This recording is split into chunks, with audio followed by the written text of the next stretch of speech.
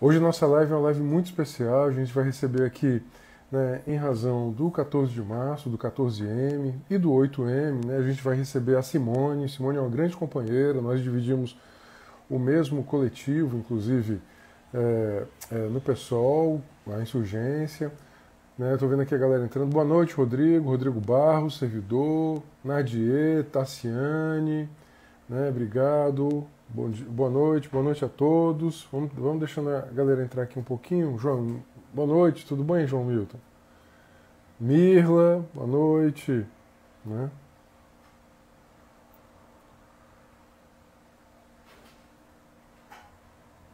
Deixar aqui, vamos ver aqui um pouquinho.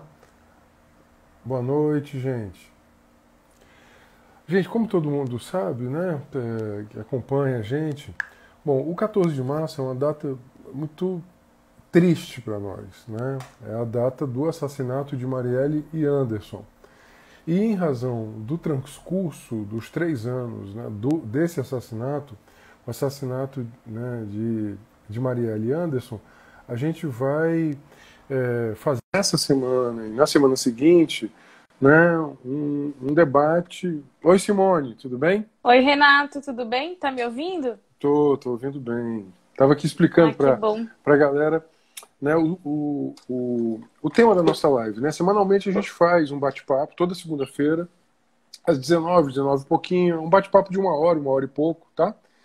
E a gente já discutiu renda básica, já discutimos as questões relativas aqui a enfrentamento à pandemia no Ceará, né, a questão da pandemia nas periferias. Eu estava falando, Simone, aqui para nossa para os companheiros e companheiras que acompanham a gente aqui nas redes do mandato, que o 14 de março, o 14M, né, entrou na história das lutas, né, como uma data muito triste, a data do assassinato de Marielle e de Anderson, né? E que a gente, nessa semana, na semana seguinte, a gente vai falar muito sobre isso, né? Sobre a violência política contra mulheres, a violência política contra mulheres negras, né? Por isso que eu queria primeiro, Simone, agradecer muito a você. A Simone é ativista negra, jovem, da periferia de São Paulo, né? Ela tem construído, né, o movimento negro unificado, ela tem construído, né, as movimentações de mulheres negras que no Brasil inteiro, né, talvez tenha sido, né, eu tenho certeza naquilo que eu vou dizer, eu acho que o movimento de mulheres negras, em especial nos últimos anos, é um dos sujeitos sociais e políticos, né, contemporâneos mais fortes, né, na denúncia do fascismo. Não à toa, né, Simone, porque são os primeiros corpos a sentirem o retrocesso dos direitos, né? Ou seja, o fascismo, se a gente pode pensar que o fascismo é a guerra contra os mais pobres, né, contra os mais vulneráveis, quem é que está na pirâmide dessa vulnerabilidade? São, sobretudo, corpos, né, negros, de mulheres negras, que estão, sobretudo, nas periferias e estão sofrendo, né?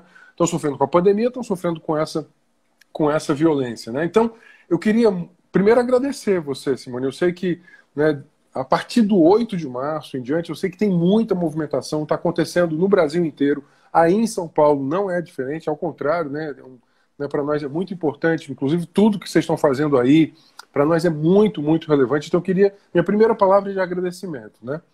E para a gente iniciar o nosso bate-papo aqui, Simone, né, eu já falei aqui antes de você entrar, né, que nós dividimos o mesmo coletivo no PSOL, né, isso me orgulha muito de ver, inclusive, essa nova geração de mulheres liderando processos para nós muito importantes, né, como a própria Marielle, né.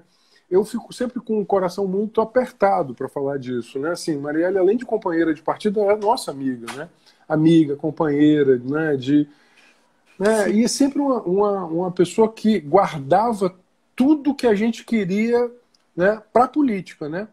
É como ela dizia, olha, sou cria da maré, né?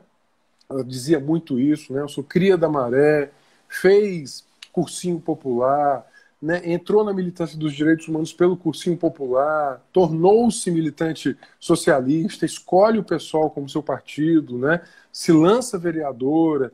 Ou seja, encarnava, né, a síntese, a junção de esperança, de resistência, de afeto, de coragem, né? Muito importante, tudo aquilo que a gente queria para o Brasil, né? E ela foi, né, assassinada pela covardia, pelo ódio de classe, pelo racismo, né? Pela violência política. Então é muito difícil falar sobre isso sem se tocar, sem se emocionar. Então eu queria que, né, pedir já para você para falar um pouquinho sobre isso, né? 3 anos se passaram, sim, muitas perguntas não foram respondidas. A pergunta principal, quem mandou matar Marielle e Anderson? Eu queria que a gente começasse conversando por aí, né? Ou seja, 3 anos se passaram, um assassinato político que teve repercussão internacional e até agora o Estado brasileiro não respondeu ao mundo quem matou Marielle, quem mandou matar Marielle e Anderson. Obrigado, Simone. Muito importante, Renato. Primeiro eu queria agradecer o convite, né? Eu sempre gosto muito de estar com você, gosto muito de todos os meus companheiros de Fortaleza, do Ceará. Como o Renato falou, a gente divide o mesmo coletivo, a mesma tendência interna no PSOL, que é a insurgência. O Renato está desde a fundação da insurgência, eu conheci ele mais ativamente, mais perto, desde 2014, então a gente está há muito tempo junto construindo essa luta lado a lado, né? E a morte da Marielle atravessou a nossa história. A história do PSOL, a história dos militantes em defesa dos direitos humanos, a história dos nossos parlamentares, né? Então, acho que, em primeiro lugar, março sempre foi um mês muito importante para nós mulheres, né? Para quem eu não conheço, não tive o prazer de conhecer, eu sou a Simone, eu tenho 28 anos, como o Renato falou, eu sou aqui de São Paulo, eu moro em Pirituba, um bairro da periferia, aqui da cidade de São Paulo, e sou militante desde os 15 anos, né? Me organizei no PSOL a partir de 2014. E a eleição da Marielle Franco foi um marco na nossa história, em especial um marco para aqueles que já estavam construindo o PSOL, né? O Roseno, o Renato, ele é uma das primeiras referências que eu tenho na minha trajetória, na minha vivência, de um parlamentar socialista. Quando eu conheço o PSOL e conheço os parlamentares do PSOL, o Renato é uma das primeiras referências para mim, enquanto deputado estadual, de um parlamentar socialista, uma pessoa que está ali ocupando um espaço para servir de trincheira, de defesa dos direitos humanos, para estar ao lado da luta contra a violência do Estado do Ceará. Isso sempre me encheu de muito encanto. E a eleição da Marielle é um marco na nossa história, porque a campanha da Marielle foi uma campanha muito linda no Rio de Janeiro, que nós da Insurgência tivemos o prazer de ajudar a construir no Rio, e que tinha uma série de consígnias que expressavam muito o nosso programa, a nossa forma de encarar o mundo. Isso que o Renato falou, a potência do que era a luta das mulheres negras efervescendo no país, que é uma luta antiga, mas que tem um lugar de efervescência nos últimos anos muito grande no nosso país, né? Eu me lembro que em 2015 ocorreu no nosso país a Marcha das Mulheres Negras. E a Marcha das Mulheres Negras de 2015 levou mais de 50 mil mulheres negras para as ruas. Todos nós sabíamos que aquilo teria um impacto muito grande no Brasil. E, de fato, teve impacto. A luta das mulheres negras se tornou ainda mais forte na opinião pública da sociedade brasileira a partir daquela demonstração de organização da Marcha das Mulheres Negras de 2015. E no ano seguinte, em 2016, isso apareceu, se expressou de outras maneiras. Se expressou, por exemplo, a partir da disputa institucional, onde a Marielle ela sai como candidata. Ela que é uma mulher que constrói o PSOL há muitos anos, construiu o PSOL há muitos anos, foi da Comissão de Direitos Humanos ao lado do Marcelo Freixo por uma década, né? Estudou gestão de políticas públicas, se formou na PUC e 10 anos depois resolve sair candidata. Resolve disputar também um espaço institucional como candidata a vereadora. E esse processo foi muito legal, né? Porque ela se apresentava, em primeiro lugar, como mulher raça. Então, a Marielle trazia aquela coisa, né, do que a gente estava debatendo de mulher, raça e classe na sociedade brasileira. Então, ela falava, eu sou mulher raça, né? Ela se apresentava dessa forma para colocar primeiro essa necessidade de falar, eu acredito no feminismo, na luta das mulheres, que entende a questão da raça como central no Brasil. Não porque nós, seres humanos, somos de raças diferentes, não. Mas a afirmação da mulher raça, eu, mulher negra, brasileira, maioria, né? Então, ela afirmava aquilo. E depois, algo que se tornou muito conhecido por todas e todos nós, que é da filosofia Ubuntu, muito trazida sempre pelos contadores de história, negros, os griots, né? E ela fala, eu sou porque nós somos. E aí ela traduz uma expressão, um fazer, uma prática socialista incrível, que é: não existe o lutar sozinho, né? Não existe nenhum resultado da gente quanto ser da luta que não seja derivado de uma luta coletiva. Então, eu sou porque nós somos. E aquela campanha foi muito marcante. E aí a Marielle se elege com mais de 46 mil votos no Rio de Janeiro.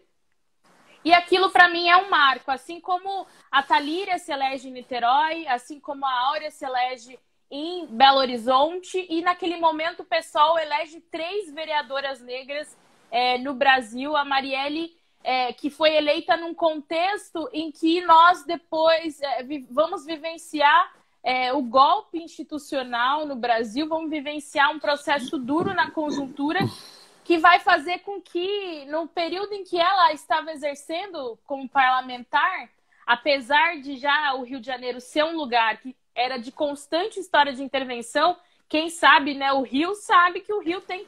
Não foi só a intervenção federal do Temer, o Rio tem várias intervenções. A Marielle falava sobre as unidades pacificadoras, né, as UPPs, a violência de Estado. Ela esteve há 10 anos na Comissão de Direitos Humanos com o Freixo, falava da violência institucional, falava da violência que acontecia nos territórios de favela, mas aquele processo de endurecimento na conjuntura do Rio de Janeiro, né, fez com que a Marielle vivesse um mandato em meio a uma ostensividade muito grande nas favelas, ainda mais terrível, né, onde o mandato dela se tornou uma ferramenta, assim, de acolhimento e denúncia de violações de direitos humanos, e também uma mandata que se propôs a dialogar a questão da mulher, da questão do gênero, das LGBTs, das negras faveladas, e tinha como uma das principais bandeiras a luta pela igualdade de gênero.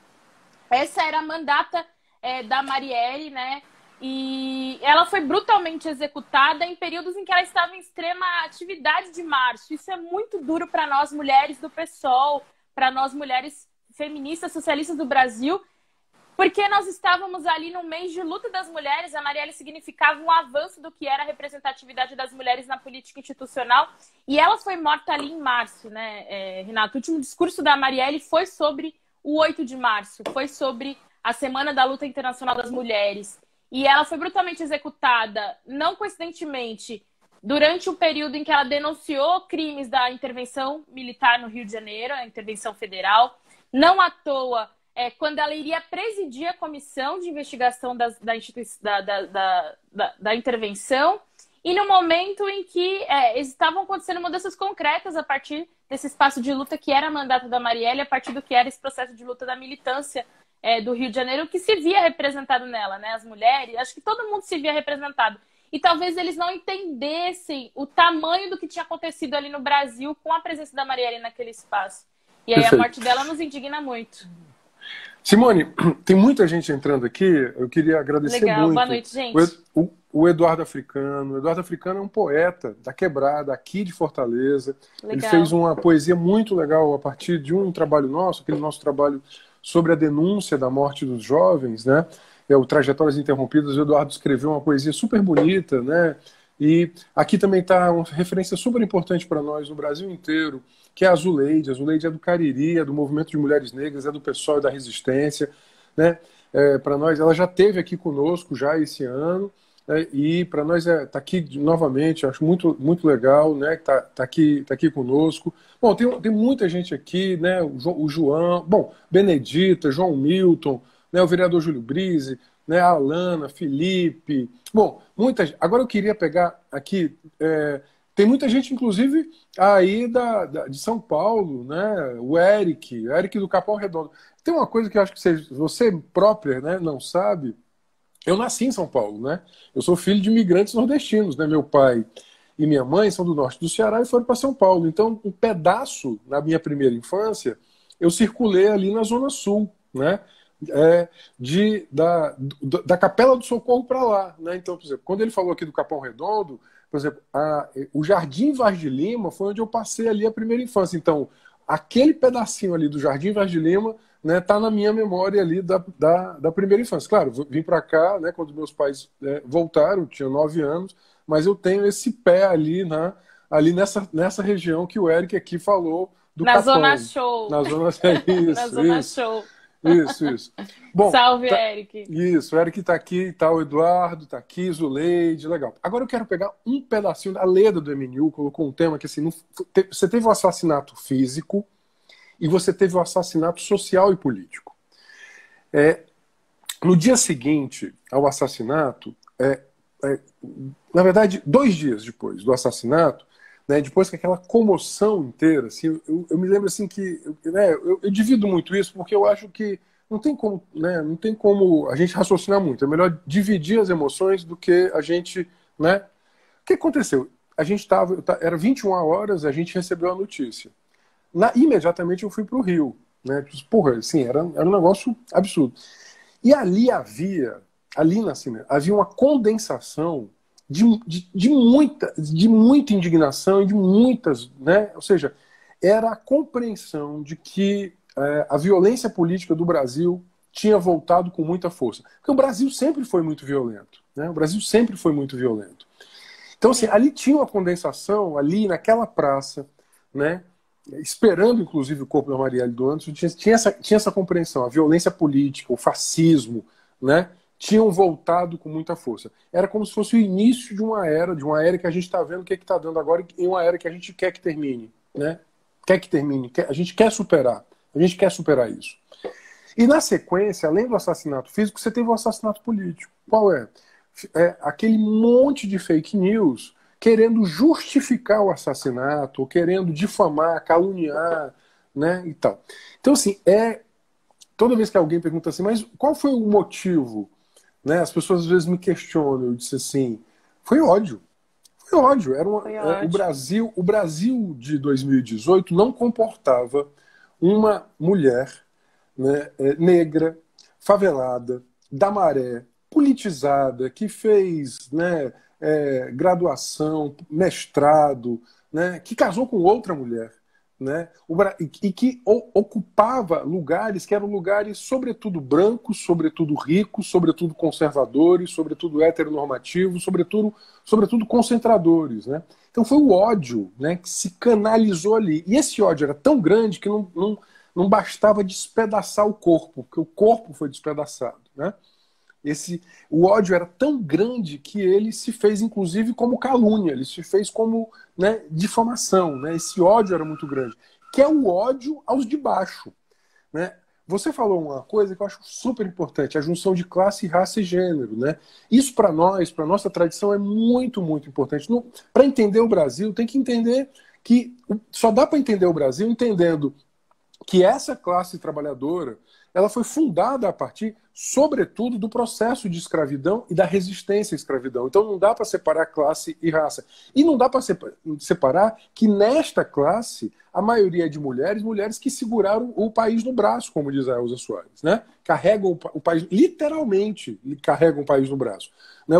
O trabalho subalternizado das mulheres foi que conformou, inclusive, esse laço social. Então, classe, raça e gênero para nós são muito fortes. Portanto, ver aquela mulher, né, bonita, alta, potente, né, você falou da palavra potência, né, digamos assim, abalando as estruturas, né, quando ela dizia assim, ô surto atura, né, é isso, assim, né, e sempre muito sorridente, né, ela era uma mulher que carregava uma característica, que é a característica dos resistentes, que era não fazer do seu sofrimento, né, da consciência do seu sofrimento melancolia, mas, né, vontade de ir além. Eu acho que ela é muito isso, né, vontade de ir além, né, vontade de superar.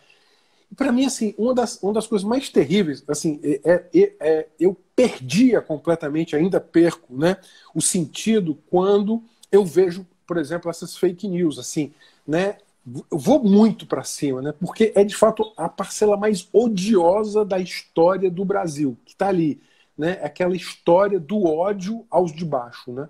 Do ódio, do racismo, né? Da misoginia. Então, este assassinato, até hoje, o fato dele não ter sido, né? O assassinato de Marielle Anderson, os dois, né? O fato de não ter sido, né, desbaratado quem foi o mandante, a gente sabe que o motivo foi o ódio. Né? O motivo foi o ódio. Mas o Brasil e o mundo precisam saber. Porque é necessário ter justiça. E é necessário ter justiça para que a gente não volte a presenciar violência política. Sim, eu sempre reflito muito sobre isso, Renato. Quanto, infelizmente, a Marielle Franco e o Anderson, né, que estavam juntos naquela noite, viveram um dos episódios mais tristes da história do nosso país recente, que há muito tempo a gente não via, que era a execução de parlamentares.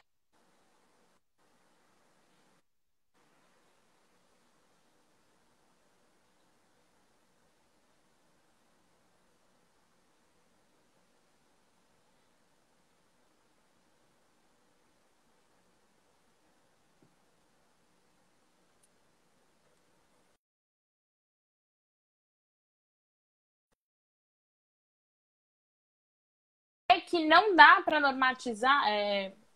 Travou? Aguarda um pouquinho. Não, Travou? vamos.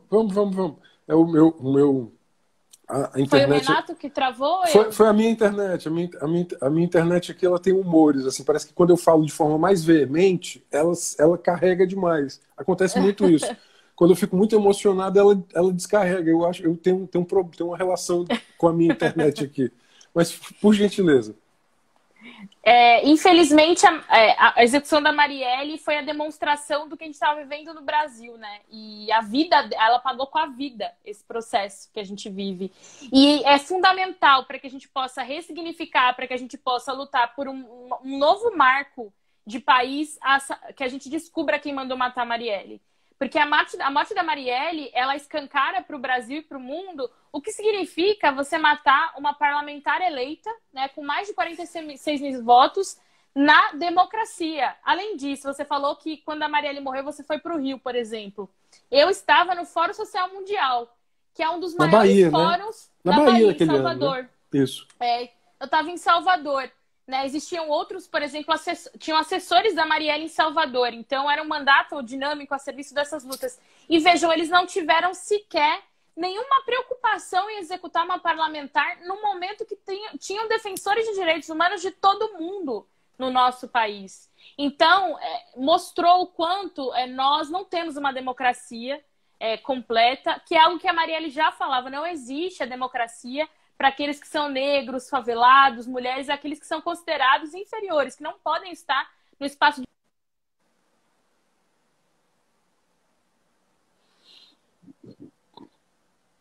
É lutar para que a gente consiga contrapor esse projeto político que está em curso no nosso país, onde se normaliza a execução de pessoas como a Marielle Franco, onde é normal que um caveirão caia e derrube uma casa na favela do Rio de Janeiro, como a gente viu essa semana. Anteontem, eu acho, né? Para que não se normalize que 3 crianças desapareçam em Belford Roxo. Então, não é porque a Marielle é mais importante que as outras vítimas da violência. Não é isso. É porque a morte dela é um buraco sem fundo para aqueles que são como ela.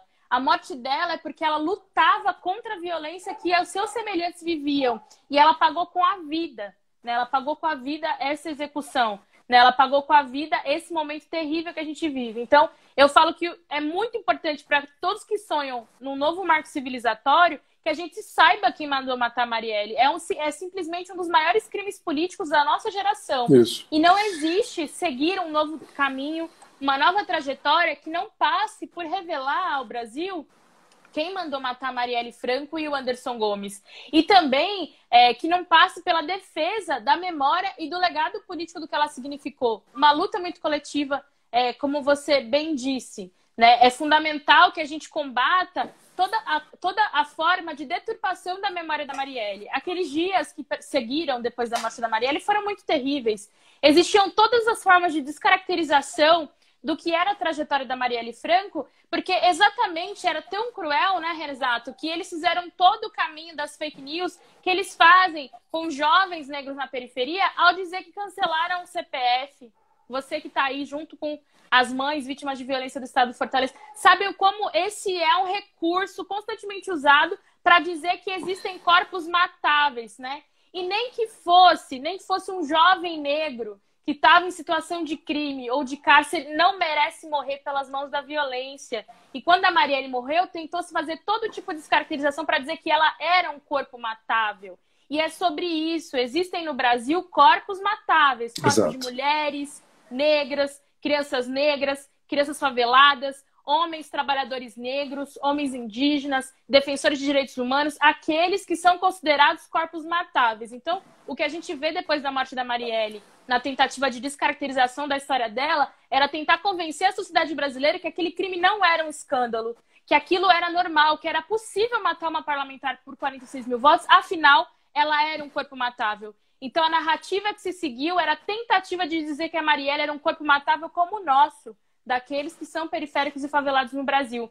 E é muito fundamental essa luta que a gente faz até hoje, 3 anos depois, né, Renato? Que passa por a gente querer saber essa resposta por conta da família da Marielle, por conta da família do Anderson, por conta do legado do nosso partido, mas por conta da disputa do futuro que a gente faz na sociedade brasileira. A gente quer um país que tenha mais Marielles ou a gente não quer mais permitir que socorra? Nós não queremos mais permitir que socorra. E se ocorrer, nós precisamos lutar para dizer que aquilo não foi normal, para dizer que aquilo está errado e conseguir justiça, né? Uma justiça que a gente sabe que é muito falha. Simone, quero pegar essa palavra, justiça, sim. A Virgínia, uma das pessoas que está aqui, ela disse assim, olha, tem que acabar com esse negócio de perguntar quem foi, a gente sabe quem foi, a gente quer a prisão. A pergunta é o pedido de justiça. Na verdade, a pergunta ela traz a ideia de quem mandou matar Marielle, ela não é uma pergunta retórica, né? A gente sabe, obviamente, que tem uma estrutura de milicianização da política. Essa estrutura que a Simone já, né, que é uma estrutura que é para que não, as coisas não mudem. Que o andar de cima continue sendo o andar de cima. Rico, branco, adulto, heteronormativo, latifundiário, né, banqueiro. Ou seja, é necessário entender que a violência política ela tem um sentido. É manter o tacão, né, como sempre houve no Brasil. Antes era o Capitão do Mato, que fazia esse trabalho, o trabalho da violência política, contra, né, o negro e a negra escravizados que lutavam contra a escravidão. Né? Na sequência, né, foram todos os assassinatos, né, de lideranças rurais, por exemplo, dos camponeses. A violência política ela acompanha a história do Brasil. E a violência política ela volta muito fortemente agora contra esses sujeitos, porque eram sujeitos como a Marielle, e não só, mas que estavam, sobretudo, né, denunciando essas injustiças, demandando transformação. E como a Simone colocou. Tem uma expressão que é bem cearense, Simone, eu não sei se aí na tua área tem isso também, que quando acontece que um jovem morre, né, apareceu um corpo jovem, nunca ninguém sabe, nunca ninguém viu, né? Apareceu um corpo jovem, né? Aí tem aquele pacto do silêncio, que obviamente o medo impõe, e aí assim, ele fez por onde? Ou seja, tem um processo de justificativa do assassinato como se a culpa do assassinato fosse da vítima. Numa lógica de que a morte daquele jovem negro, daquela jovem negra, causa menos comoção do que outras mortes. Uma vez, já que você falou que, né, que eu acompanho muito as mães, eu ouço muito as mães, né? Teve uma mãe que disse assim, parece que a vida do filho da gente vale menos. Nossa, eu nunca esqueci essa mãe. Eu nunca esqueci essa mãe. Parece que a vida do filho da gente vale menos. É isso que você colocou. O ódio político se autoriza a matar uma parlamentar. Isso é para dizer o seguinte, né? Olha, se eles matam uma parlamentar, quem é que eles não vão matar? Então, assim, está carregado de símbolos. Então, nós precisamos, né, dizer isso. Queremos justiça. Né? Uma justiça que seja uma justiça social e racial. A Evelyn colocou aqui o tema da interseccionalidade. É isso, né? Classe, raça e gênero. A Vandinha colocou, os fascistas não suportam, né, alguém como a Marielle. Exatamente. Né? O fascista é aquele que, sobretudo, ele odeia o outro por tudo que o outro pode representar de liberdade. O Afrânio está falando, né, o jagunço do coronel. O jagunço do coronel de antes, né, é hoje a força do Estado. Se você for pensar, inclusive, os exércitos privados lá do século XIX, eles viraram um exército público hoje, do Estado. Mas eles cumprem muito essa função de controle dos corpos indesejáveis. Né? Ou seja, daqueles corpos que são, como você falou, corpos matáveis. Mas eu queria... Você falou de justiça. Eu quero falar de justiça, que obviamente a justiça para que não se esqueça e para que nunca mais aconteça.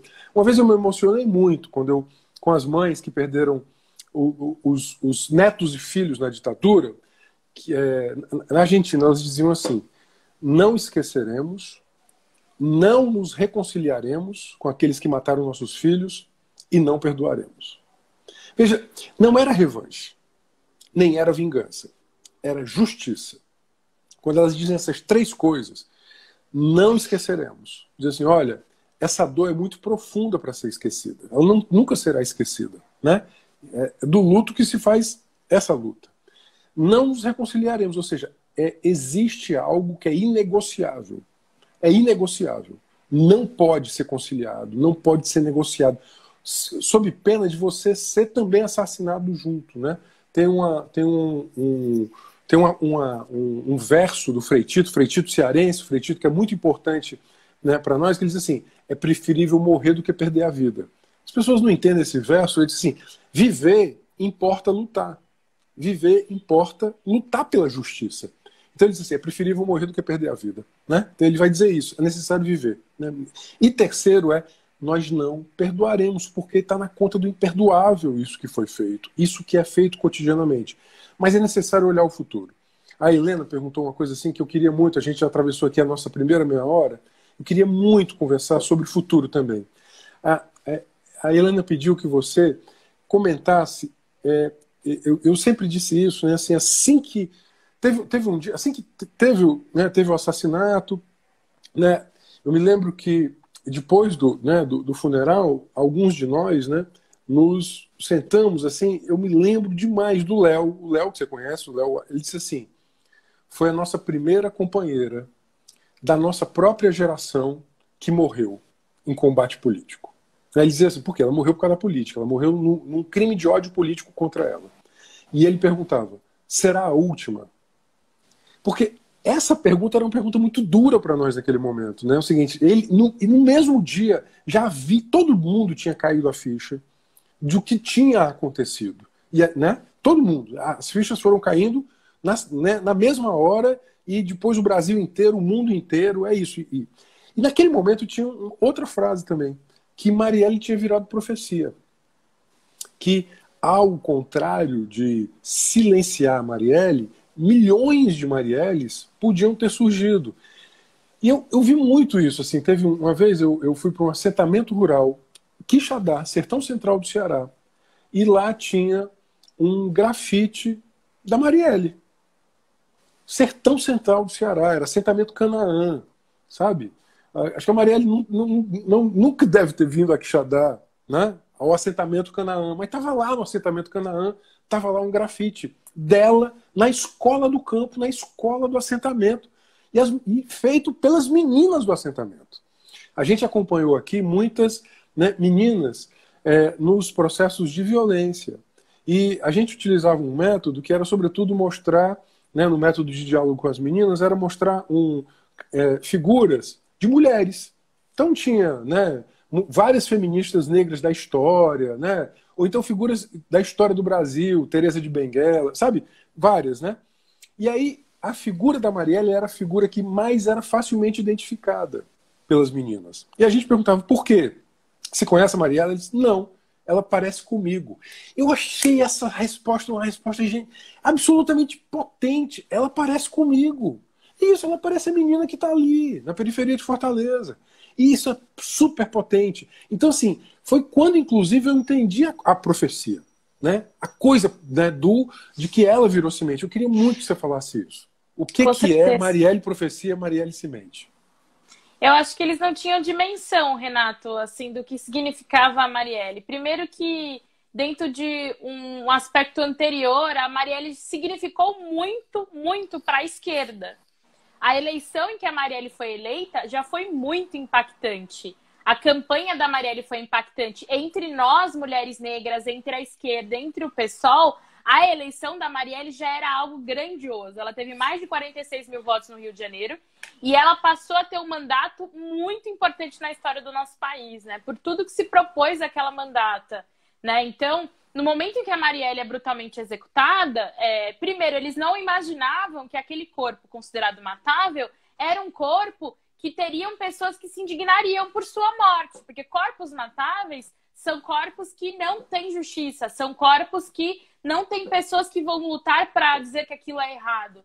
Mas eles se enganaram muito com o que significava a Marielle para os brasileiros, o que significava a Marielle para uma geração de mulheres negras, o que significava a Marielle para o PSOL, o que significava a Marielle para aqueles de esquerda do Rio de Janeiro, o que significava a Marielle ser eleita no Rio, né?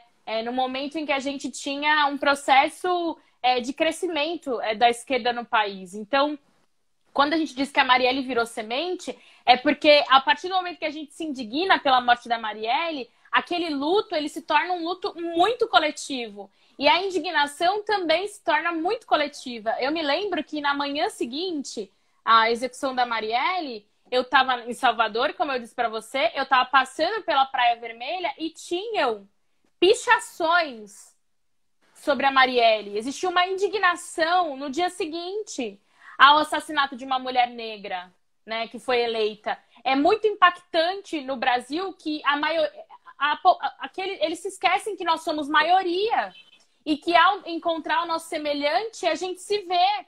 E as mulheres negras são maioria na sociedade brasileira, os favelados, os periféricos, e a morte da Marielle causou indignação, porque a gente falou, putz, mataram uma que a gente conseguiu por lá, caramba, vocês mataram até a nossa parlamentar, vocês matam os nossos meninos na periferia, vocês mataram a nossa vereadora também. Então essa foi a indignação. E a indignação que eu ouço das pessoas, eu ouço das mulheres nas periferias, eu ouço dos jovens. Eles falam, pô, claro que nenhuma vida é matável, né, Renato? Mas eu ouvi de muitas pessoas, você fala sobre histórias que te marcaram. Histórias que me marcaram foi, tipo, ouvir de pessoas na periferia, jovens que falavam, pô, uma coisa é a gente, né, aqui, pô, mas mataram a vereadora. Tipo, uma mulher negra, mataram uma mulher... A gente chega lá e matam a gente mesmo assim. Então, essa indignação foi a indignação que correu o Brasil e correu o mundo nos dias seguintes, com solidariedade internacional. Então, aqueles atos massivos de indignação, de fato, marcaram um período onde mataram uma pessoa, mataram uma mulher negra eleita que estava fazendo política como a gente não viu matar na nossa geração. E, de fato, nós ficamos com dúvida se a Marielle seria a primeira, mas nós também tínhamos uma certeza que nós não poderíamos permitir que houvessem outras, né? Então, esse luto se transformou numa luta constante, porque nós não podemos permitir nenhum retrocesso, nós não podemos permitir que se passem anos e anos sem que isso seja colocado como algo não natural, né? Não natural, mesmo no Brasil, que mata defensores de direitos humanos cotidianamente. Eu também vi muitas ocupações. Tem ocupação do MTST chamado Marielle, ocupação do MST. Existem coletivos de mulheres negras, coletivos de jovens, existem slammers que fazem poesia. A Marielle, ela é lembrada de diversas formas, e isso é uma forma de resistência e luta. O ano passado, Renato, antes da gente começar a usar máscara em São Paulo, eu estive do 14 para o 15 de março numa batalha do Quilombar, lá na Zona Sul, onde você morou, na sua primeira infância, num bar cultural que chama Quilombar, e os jovens do fundão do Vila Gilda estavam fazendo uma batalha cujo tema era quem era Marielle Franco, entendeu? Isso é semente. Existem também as sementes da ocupação institucional, a partir do momento em que a nossa resposta é nos tiraram, inclusive, o medo, e nós vamos mostrar que nós, mulheres negras, não vamos ser interrompidas. E aí nós não estamos falando de ocupações individuais do espaço institucional, mas nós estamos falando de mulheres negras que falam e se sentem desafiadas a dizer: nos matem todas, então, se nós não podemos ocupar a política. Então, é óbvio que é uma forma de resistência, de dizer que nós vamos levar adiante o legado da Marielle, mas não é um legado vazio, é um legado de luta coletiva, a partir do momento que a gente entende que a Marielle vocalizou a importância e o perigo de mulheres negras estarem nesse espaço. Porque, de fato, é óbvio que a ocupação pela ocupação, ela não é por si o caminho total, mas a ocupação da Marielle foi uma ocupação grandiosa, com projeto, com coletividade. Então, a partir do momento que mulheres negras, que estão na maioria dos índices de desempregadas, de vítimas da violência do Estado, de violência doméstica, de todos os tipos de ausência de direitos no país. Elas ocupam um espaço onde é majoritariamente composto por homens brancos ricos. Nós temos sim uma alternância, nós temos uma mudança de composição e não é possível que essas mulheres ocupem da maneira que a Marielle ocupou sem que isso abale a estrutura da política institucional. Então a presença da Marielle Franco abalava sim uma cidade que foi a primeira capital do Brasil, colônia. O primeiro lugar onde a gente viu crescer um Estado colonial racista no Brasil a partir de uma coroa. Uma casa legislativa, uma Câmara de Vereadores que tem quadros de homens brancos que passam de geração em geração, que nunca moraram na Maré. Então, aquela população... Eu acho essa sua síntese da história do Brasil, né, genial, porque é isso, assim, é o Brasil, o assassinato da Marielle, eu sempre pensava assim, é o Brasil colonial voltando, né, o Brasil colonial se apresentando, o Brasil da Casa Grande que não suportava o batuque do tambor da resistência, que não suportava o corpo, não suportava a cultura, a religiosidade. E tem um monte de pergunta aqui para você, Simone, assim. Bom, a Dani Silva, né, que é do MNU e da Insurgência, está falando aqui do empoderamento, né, das mulheres negras. O Afrânio também, da Insurgência, também do MNU, estava falando aqui que a geração do Chico Mendes, ela foi forjada antes, inclusive, do Chico Mendes, quando o Chico Mendes, né, tombou em 88, mas a geração dele, né, veio anteriormente. Ele está fazendo esse laço, esse laço aqui, né, geracional, né? O Rodrigo está dizendo que a Marielle sempre nos tiram alguém, né? Total. A Alana falando aqui que é muito importante proteger essas mulheres que estão hoje na linha de frente. Aqui eu queria fazer um destaque para as companheiras da nossa mandata coletiva aqui em Fortaleza, da nossa cara. Nós temos uma primeira mandata coletiva, né? Adriana Lili Luiz, Adriana Jerônimo, Lila Salu e Luiz Santana. Então, aí, nesse primeiro exercício da necessidade de proteger, inclusive nós já fizemos uma live com elas aqui sobre a renda básica também, né? A gente muito tentando articular isso. Agora, tem uma pergunta que eu acho uma pergunta super interessante do Estevão. Ele está perguntando como é que o fundamentalismo contribuiu para o racismo, né? Ou seja, como é que esse fundamentalismo que se implantou, que é um fundamentalismo a partir de uma determinada matriz, como é que ele permitiu o avanço do racismo? Eu achei essa pergunta super interessante, porque, em geral, apesar da gente falar muito do processo do fundamentalismo na composição do conservadorismo brasileiro, né, às vezes a gente não se detém o necessário, né? Tem figuras lindas que estão fazendo essa discussão. O Jamison aqui no Ceará, o Henrique Vieira, né, no Rio. Acho que você conhece várias pessoas também. Eu queria que você falasse um pouquinho sobre isso também, né? Como é que são vários veículos desse projeto racista hoje, né? Que você colocou. É o medo, né? A opressão, a misoginia. E tem esse racismo religioso também, que vai, sobretudo, tentar silenciar, né, as tradições culturais da religiosidade afrodescendente. Acho que numa ponte importante de dizer, a Marielle era uma mulher negra católica, né? Uma mulher negra cristã, e nem por isso ela não defendia os direitos humanos, o que é algo muito diferente do fundamentalismo religioso, porque a partir do momento que você tem uma corrente de disputa de poder que tenta universalizar a população brasileira dentro de uma perspectiva conservadora, opressora, que não considera as famílias como era a família da Marielle, uma família de duas mulheres, nós estamos falando de um processo que ignora a parte muito importante da população, que tenta transformar como iguais aqueles que são diferentes, a partir de uma ideia que se afirma um poder, né? Então, todos aqueles que são diferentes não podem ser diferentes. Então, você não pode ser LGBT, você não pode praticar religião de matriz africana, você não pode proferir religiões diferentes daquela considerada cristã. Isso é uma forma de propagar a opressão, porque você elimina a diversidade cultural, que é a diversidade cultural tão grandiosa do Brasil. E isso, dentro de uma ideia de um projeto de poder violento, é o que hoje caracteriza um dos principais desafios políticos do Brasil, né, Renato? Que é combater uma bancada, por exemplo, que através do debate religioso mascara a defesa do porte de armas, massacra a defesa dos grileiros, massacra a defesa da LGBTfobia, massacra a luta em defesa pela igualdade de gênero. Então, é isso que nós estamos falando sobre fundamentalismo, né? E esse fundamentalismo, muitas vezes, não está falando só da religião cristã, mas está combatendo todas as ideias progressivas da defesa de direitos humanos, né? Então, é muito comum você ver pessoas dessa bancada evangélica, dessa bancada conservadora, fundamentalista, que desconstrói a memória da Marielle, que a vê como uma inimiga. Perfeito. Ou você vê parlamentares bolsonaristas que falam que são cristãos e acreditam que não é justo que se saiba quem mandou matar Marielle. Então isso é um equívoco. Então uma coisa é falar dos fundamentalistas, outra coisa é falar do cristão.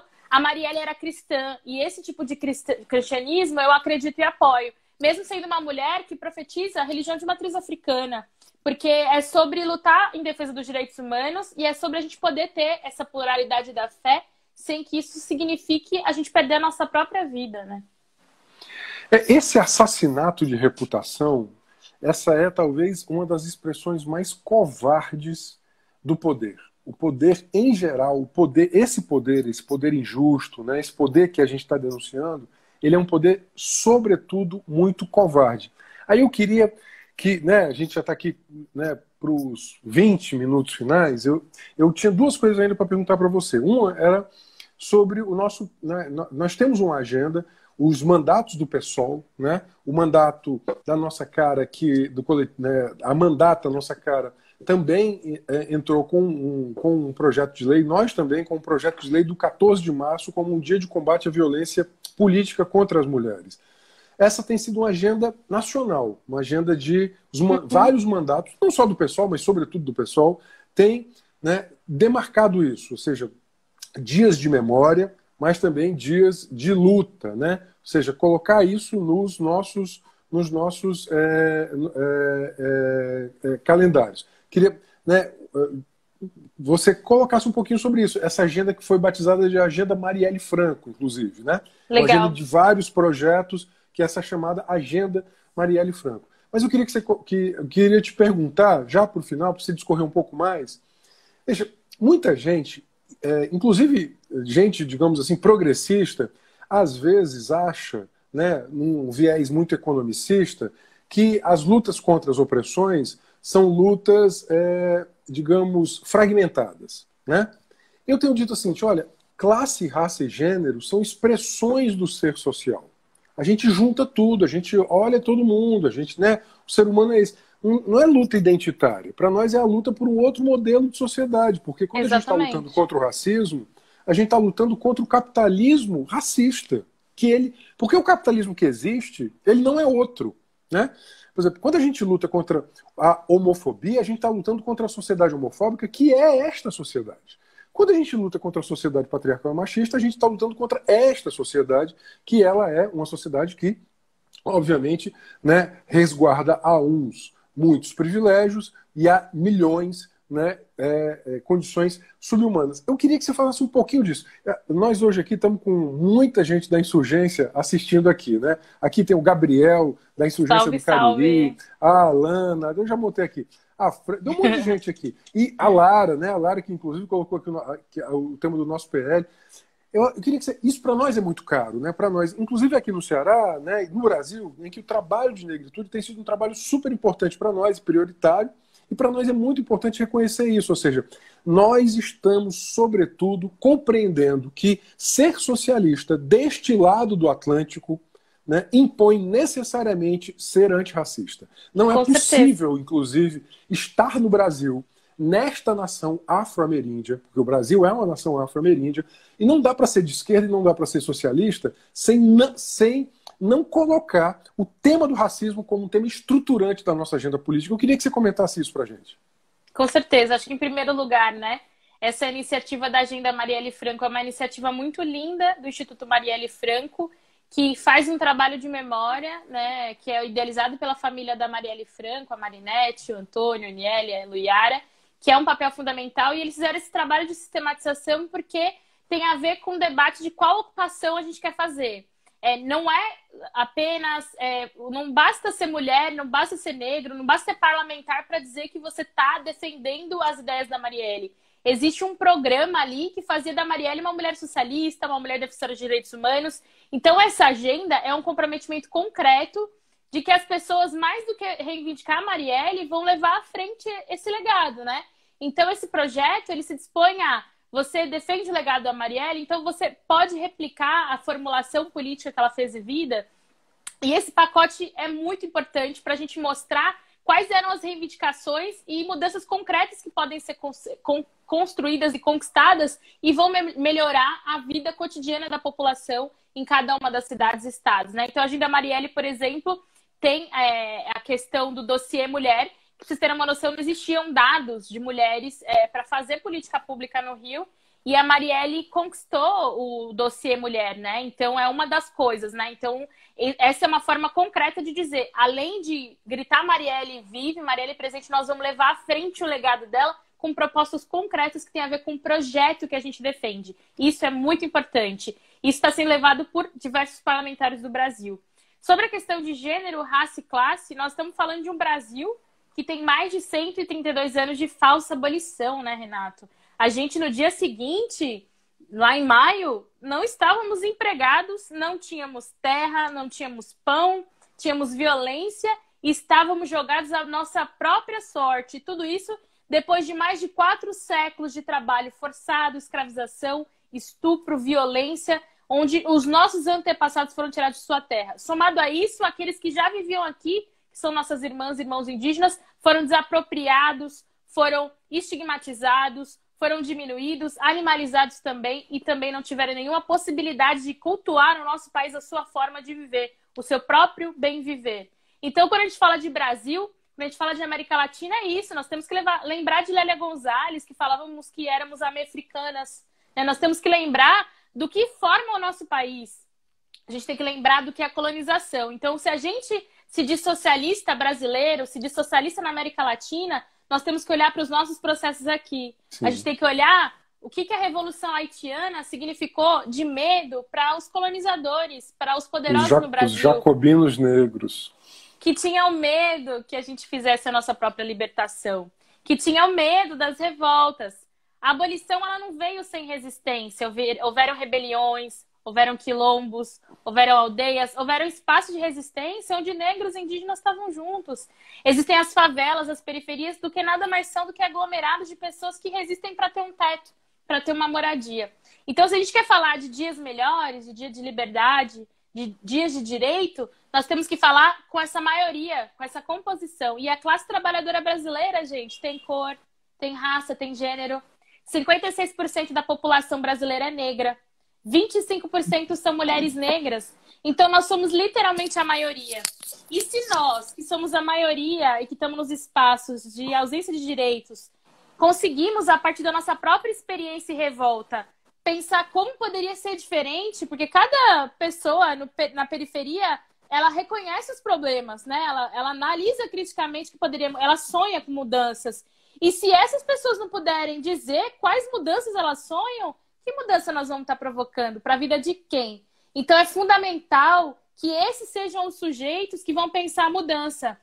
E que, mais do que isso, que a gente consiga ressaltar, né, Renato, a tecnologia que nos manteve vivo até hoje. Porque não foi fácil, ao longo desses séculos todos, ainda existir pele preta.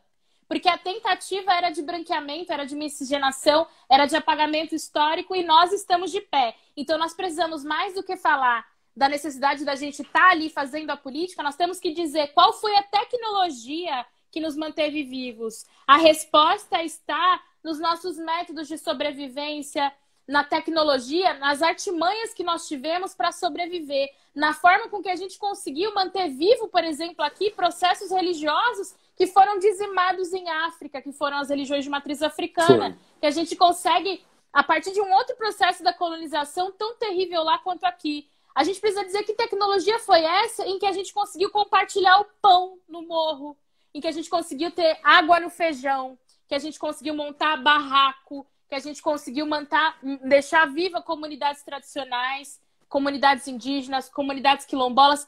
essa tecnologia, ela também vai dizer sobre a nossa forma de se organizar, ela também vai dizer sobre a forma do brasileiro de resistir e vai nos dar muitas respostas de caminho para construir nossas formas de viver, a nossa possibilidade de viver diferente. Porque a gente sabe que nem sempre houve opressão, que nem sempre pessoas com a minha cor de pele foram julgadas ou animalizadas pela cor de pele, que nem sempre as mulheres foram diminuídas por serem mulheres, que nem sempre outras formas de amar foi considerado errado. Então nós estamos falando de um outro marco civilizatório, que essa civilização como está hoje nos ignora, nos diminui, e nós podemos construir outra. Nós podemos sonhar com outra. E passa por reconhecimento disso, e passa por esse entendimento que nós falamos aqui hoje, da interseccionalidade, da compreensão de quem é o brasileiro. Nós somos esses brasileiros, né? Todos esses. Nortistas, nordestinos, sulistas, negros, mulheres, LGBTs, essa diversidade continental. E também, concluindo, Renato, nós temos que olhar para a violência de Estado do Brasil. Um Brasil que tem este continente e que é um país só, com toda a sua multiplicidade, escancara uma face terrível, que é a violência. A brutalidade nos manteve como um país só. A violência nos manteve como um país só, dizendo que todos nós tínhamos que ser algo só. E nós precisamos olhar para essa multiplicidade do Brasil e entender que o Brasil é diverso e que todas essas culturas é o mais rico do nosso país e que a gente consiga ter um país onde todas essas culturas tenham espaço e que todas essas formas de viver possam se materializar numa vida mais bonita, né? Que a gente possa fazer a insurreição, como o Joel escreveu aí. Bom, tem muita gente do Cariri aqui, Joelmi do Cariri, Ei, Alana, Cariri. Gabriel, aqui do Cariri, Valéria Carvalho, um beijo, Valéria, né? Elane, bom, gente de Tocantins aqui, Lara, Naira também do Cariri, bom, muita gente aqui boa, Zuleide aqui mandando várias gerações para você, né? Joécio também, do Quilombo Insurgente, também está aqui com a gente, o Quilombo Insurgente aqui todo. Mas eu queria, para a gente terminar, nós temos só alguns minutos, você me lembrou muito agora, né? Tinha uma compreensão no Marighella, o Marighella tinha uma compreensão muito interessante disso. Assim, toda vez que ele falava ao Brasil, ele falava do Brasil, né? Ele não falava quando ele falava do socialismo, quando ele falava das transformações, ele falava da história do povo, ele falava da história dos de baixo, ele falava das revoltas, né, contra a escravidão, da revolta dos malês, né? Você falou dos jacobinos negros do Haiti, mas tem os malês aqui também, os malês. Né? Ele falava de tudo isso. E eu acho que a esquerda brasileira, ela precisa recuperar essas fontes, né? Ela tem que beber mais dessa fonte das resistências, das múltiplas resistências, das múltiplas, né, lutas, né, que fizeram desse país o que ele é. Eu acho que isso é muito importante, né? Recuperar essa poética, que é uma poética dura, mas é uma poética que nos liga hoje, em 2021, né? A Marielle, que foi assassinada em 2018, mas vai nos colocar lá atrás, inclusive, para nos permitir dar saltos à frente. Eu sei que é muito difícil estar nessa tarefa, né? Você foi candidata já, né? Belíssima campanha, né? Talíria, né, nossa deputada federal, vive ameaçada. A Isa foi assediada dentro do plenário. A Érica recebeu ameaça, né? A Érica Hilton, a Érica Malunguinho, né? Várias companheiras nossas, né? A gente tem, né? A gente tem visto cada vez mais esse ódio, né? Cada vez mais chegar muito perto das companheiras. Para a gente terminar, eu queria que você falasse muito, né? Muito, muito. Aqui o Quilombo Cariri, né? A Zuleide está falando. Eu queria que você falasse um pouquinho para nós sobre isso, assim, dessa sua experiência, né? Dentro dessa ideia de semente, né? De nova geração, né? A Marielle que se espalha como profecia e como esperança. E que você falasse para a gente um pouquinho do futuro, né? Das tarefas que a gente tem que fazer para o futuro. Acho que tem muita gente aqui, né, do Quilombo Insurgente, né, vendo isso, e sobretudo gente muito jovem. Eu acho que é muito bonito ver essa geração, né? Eu tenho me esforçado muito para isso, né, para fazer também reconhecer, né, um valor imenso, né, aqueles e aquelas que estão num momento tão difícil, né, fazendo essa luta, né, esse projeto político, né, de tradição renovada da esquerda socialista brasileira. Por que eu digo de tradição renovada? ela não esquece de onde veio, mas ela se renova aprendendo. Uma esquerda que precisa se movimentar aprendendo. E ela aprende muito hoje com a luta das mulheres negras. Queria que você terminasse falando disso.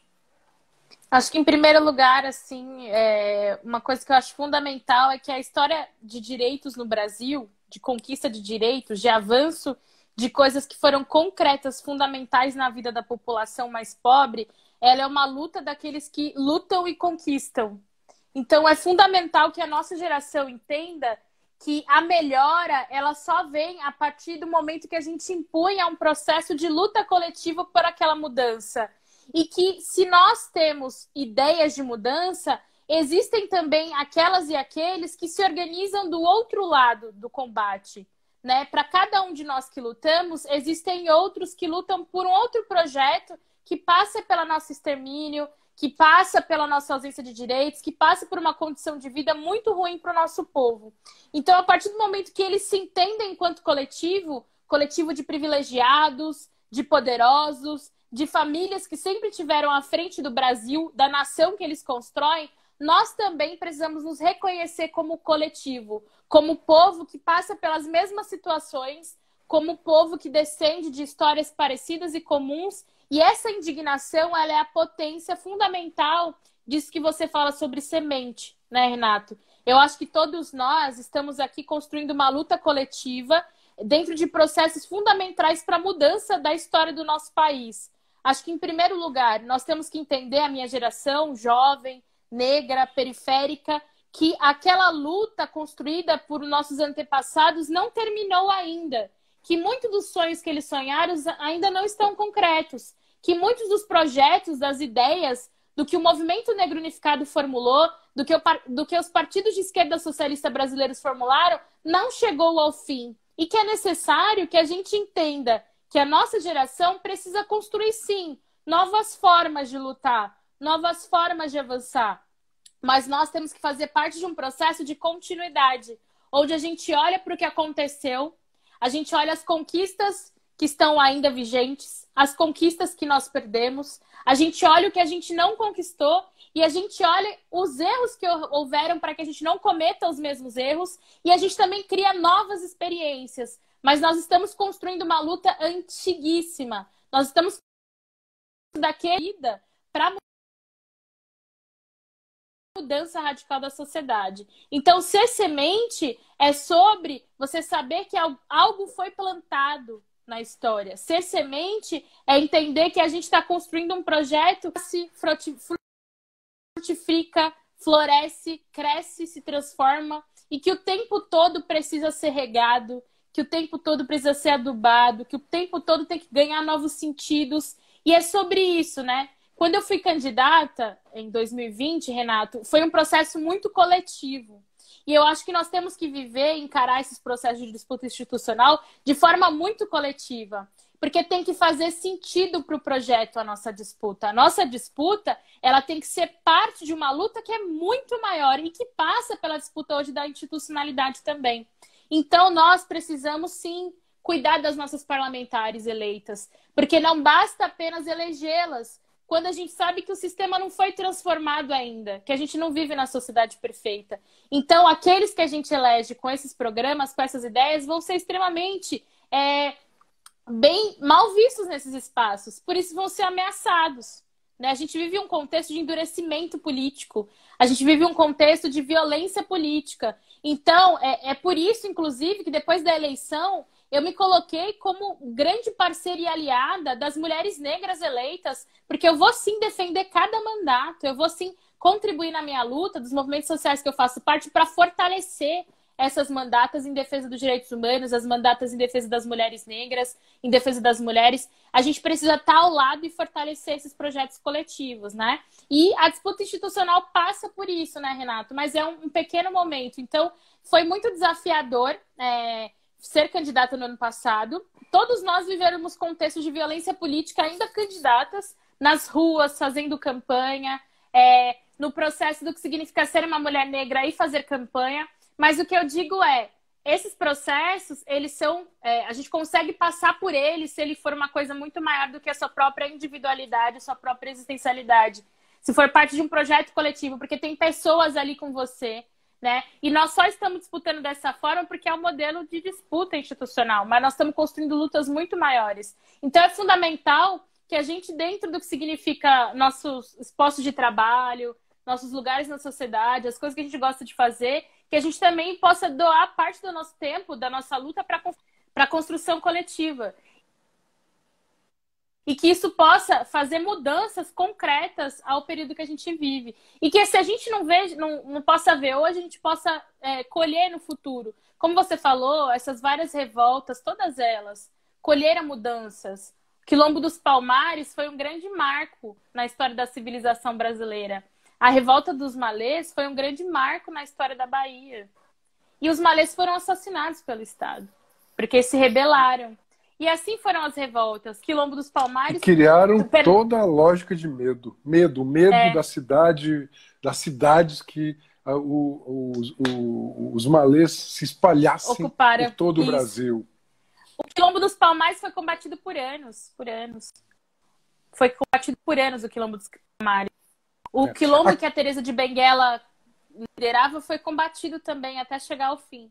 E é isso que a gente precisa entender. Existem aqueles e aquelas que estão constantemente nos combatendo. Então, nós precisamos guerrear coletivamente. Então, acho que essa é a existência de ser semente, sabe, Renato? É entender que você faz parte, sim, de um processo que está em constante plantio, um processo de constante luta, de esforço coletivo para que a gente possa colher frutos no futuro e também frutos concretos de mudança no hoje, né?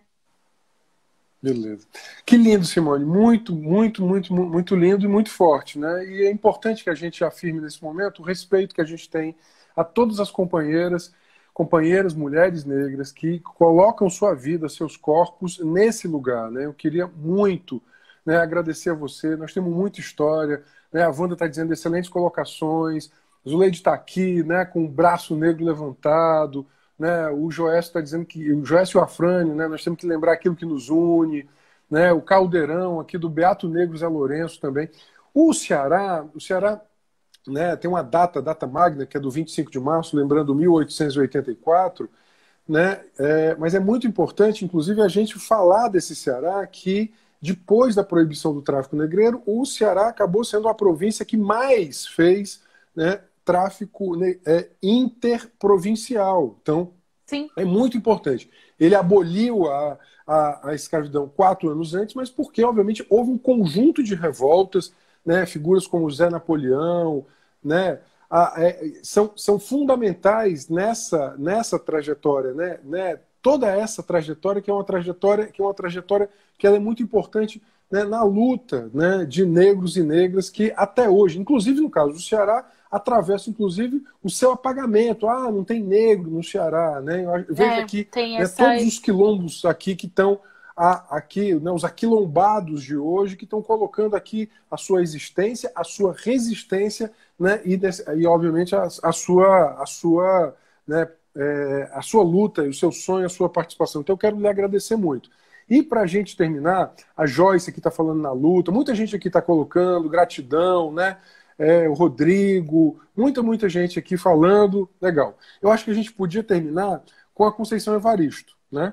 Que a gente gosta muito, né? E você falou muito em regar é água, né? A água é um elemento muito importante, né? Porque ele é um elemento fundamental, né, para nós e para várias expressões, para várias místicas. E nos Olhos d'Água, né, o conto que funda aquele texto, que é um texto sensacional, ela diz assim: vi só lágrimas e lágrimas. Entretanto, ela sorria feliz. Ela está falando da mãe. Mas eram tantas lágrimas que eu me perguntei se minha mãe tinha olhos ou rios caudalosos sobre a face. E só então compreendi. Minha mãe trazia serenamente em si águas correntezas. Por isso, prantos e prantos a enfeitar o seu rosto. A cor dos olhos de minha mãe era a cor de olhos d'água. Águas de mamãe Oxum. Rios calmos, mas profundos e enganosos para quem contempla a vida apenas pela superfície. Sim, águas de mamãe Oxum. Então, para todas as mulheres que estão, né, navegando nesse rio, um rio profundo, um rio caudaloso, né, a gente queria agradecer demais você, né, Simone. Foi linda nosso bate-papo. E que quando puder, que você venha ao Ceará. Hoje a gente está com esses afetos retraídos, mas você será super bem recebida por esses lados aqui do Ceará. Quem sabe a gente vai até o Cariri, vai conhecer inclusive a história do Beato Zé Lourenço. Um beijo, querida. Valeu. Tchau, tchau. Tchau, gente. Tamo junto. Obrigada, Renato.